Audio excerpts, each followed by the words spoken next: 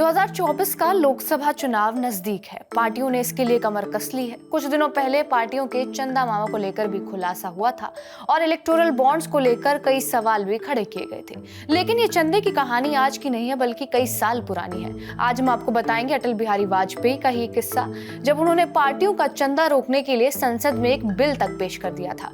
नमस्कार, मेरा नाम है रिया शर्मा और आप देख रहे हैं TV9 डिजिटल। अटल बिहारी वाजपेयी, इनके भाषण हर किसी के दिमाग में छप जाते थे। साल था 1962 और देश में कांग्रेस की सरकार थी और प्रधानमंत्री थे पंडित जवाहरलाल नेहरू। अब आप सोच रहे होंगे कि सत्ता में तो कांग्रेस थी, फिर अटल बिहारी वाजपेयी कैसे संसद में बिल लेकर आए थे। दरअसल उन्होंने संसद में प्राइवेट मेंबर बिल पेश किया था। एक सांसद जो मंत्री नहीं है, वो प्राइवेट मेंबर होता है।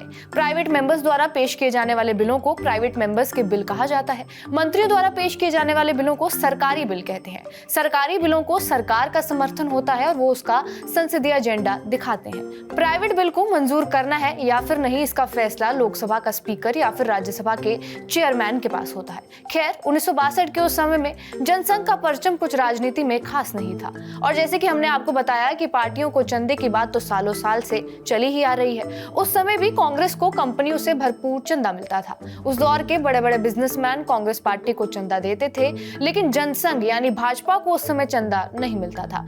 इसी वजह से वाजपेयी ने 1962 में इस चंदे के खिलाफ एक प्राइवेट बिल संसद में ला दिया।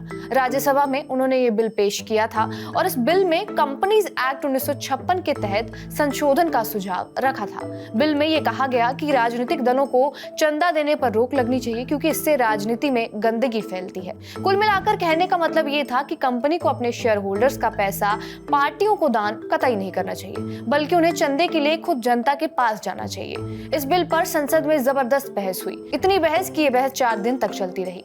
इस विधेयक को सभी राजनीतिक दलों का समर्थन मिला, लेकिन संसद में कांग्रेस की ही बहुमत थी और इसी वजह से ये बिल पास ही नहीं हो पाया। 3 बार देश के प्रधानमंत्री रहे वाजपेयी का सियासी सफर भी काफी प्रेरणादायक रहा था। खैर, हाल ही में SBI ने इलेक्टोरल बॉन्ड से जुड़ा डेटा भी जारी किया था। इसे चुनाव आयोग ने पब्लिश कर दिया है। बहरहाल, आपका इस किस्से पर क्या कुछ कहना है, हमें कमेंट बॉक्स में जरूर बताएं। बाकी देश और दुनिया की तमाम बड़ी खबरों के लिए बने रहिए हमारे साथ TV9 डिजिटल पर।